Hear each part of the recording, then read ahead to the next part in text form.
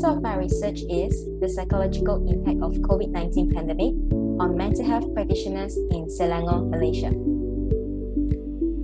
On 12th of March 2020, COVID-19 was declared a pandemic by the WHO. From the perspective of the psychopathology, the COVID-19 pandemic is considered a recent type of psychological trauma. As a result, the public are in desperate need to seek emotional and psychological help, causing the increase in demand for mental health services.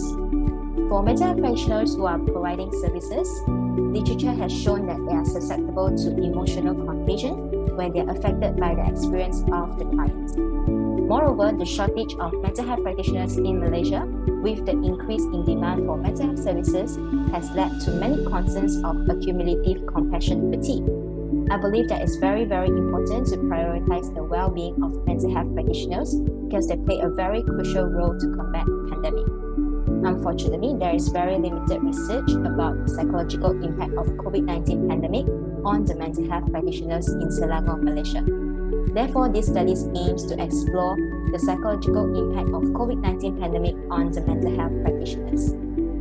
So, over the span of 6 months, I have conducted this research by using the qualitative method in order to obtain the insights by using in-depth interview consisting of open-ended questions as well by using the phenomenology approach to approach the participants. This is very important because I'm trying to find out the narrative of their experience during the working period and during the pandemic. So these are my informations of the sample size as well as the criteria of my research. After analyzing the data using thematic analysis, these are my findings. Based on the first research questions of psychological impact, I have seen that there is a result showing both an increase and also decrease in client load. So that's very interesting because for participants who reported about increase in client loads is mostly because of the negative impact of the pandemic, and on the other hand, the participants who reported the decrease in client loads reported that there's a lot of setbacks of virtual therapy because most of the clinical assessment are not suitable to be conducted in a virtual setting, as well as there's a lack of private and safe space for virtual therapy. Second, the transition to virtual therapy is well received by the mental health practitioners. However, it has taken a toll on them when they start to work overtime and during work on weekend in order to cater to the needs of the clients. Next is, this definitely appears in the helping profession as anxiety, where they feel to be always present for their clients to provide the most care even after the sessions. That's why this issue has led to the next problem that I have seen, which is the therapist burnout. The participants actually reported an emotional exhaustion as well as social withdrawal.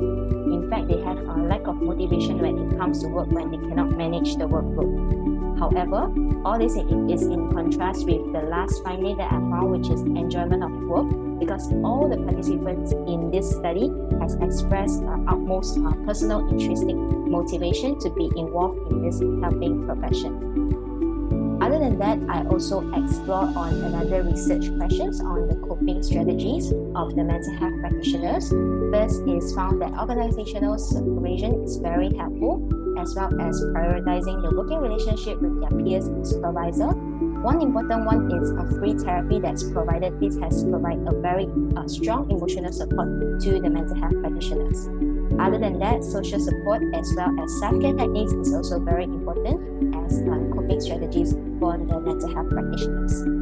There are a few implications to my study. First, this has contributed to the theory of a transactional model of stress and coping theory, where the stresses is related to the stresses identified in this study, as well as for the dimensions of burnout when we look at emotional exhaustions.